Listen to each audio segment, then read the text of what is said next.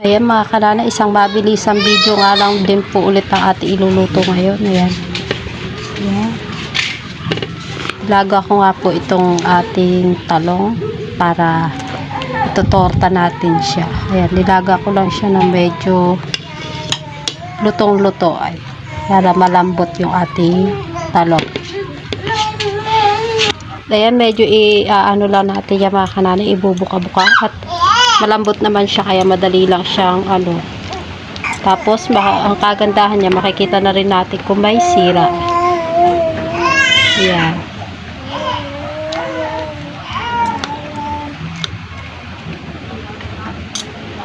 Atin yan. At atin na lang pipiris-pirisin mamaya para mas madali.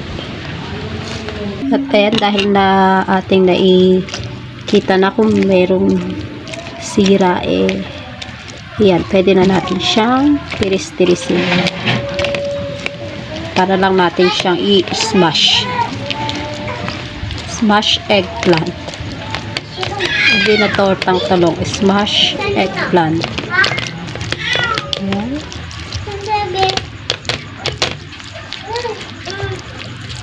Yan. Okay na mga kanana, ihahanda mo natin ang ating iba pang gagamitin sa ating pagluluto. Ayan, tapos na nga mga kanana ang ating paghahanda sa ating mga kakailanganin pa, kaya ilagay na natin. Ayan ang ating sibuyas, medyo pino, at meron din akong konting bawang. Ayan. Lagyan na rin natin ang asin, ang ating bechin, at syempre ang ating egg. Ayan, 3 pieces egg. Pwede rin po kayo mag-add ng giniling o yung nakadilata ba na giniling o ground pork, pwede din, meron. O pwede rin kung kamatis, kung gusto nyo mga kananay. Yan, halu-haluin lang natin. At mga kananay, habang hinahalo-halo ko nga ito, ayan, nagsalang na rin ako ng kawali para mabilis ang ating proseso at ang ating pagluluto dahil tayo may mga kambal ay naalagaan. Ayan.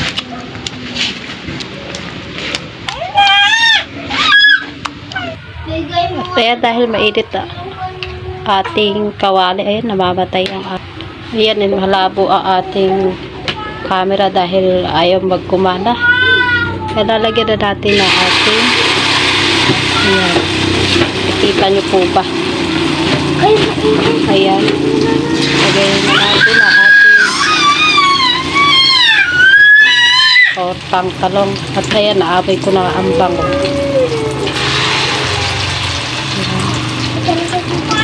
Ayan na, gumana na. Ayan, ang bako-bako na nga dyan. Bangun.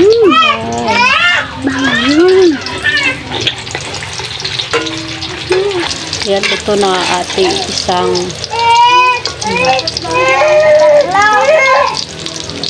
baka na yun, diba? Sarap-sarap. At talaga naman pong napakabango. Habang niluluto mo siya, naaaboy mo na yung bango.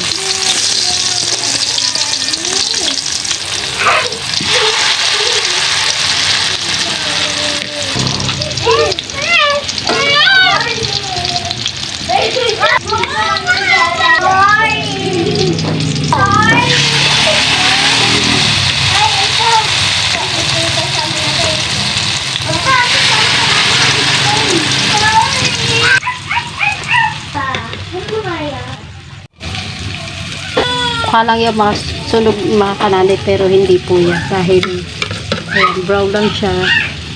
Mukha lang siyang sunog pag medyo malayo kung titignan.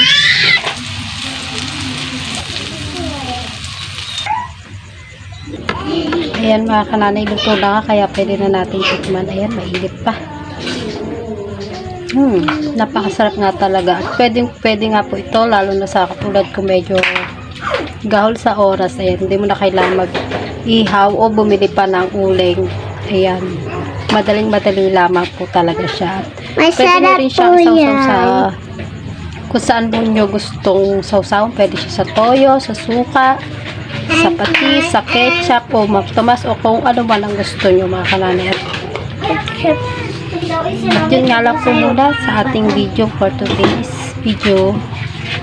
Mamaya, for more videos, just like. Kalimutan mag-like, then subscribe. Bye!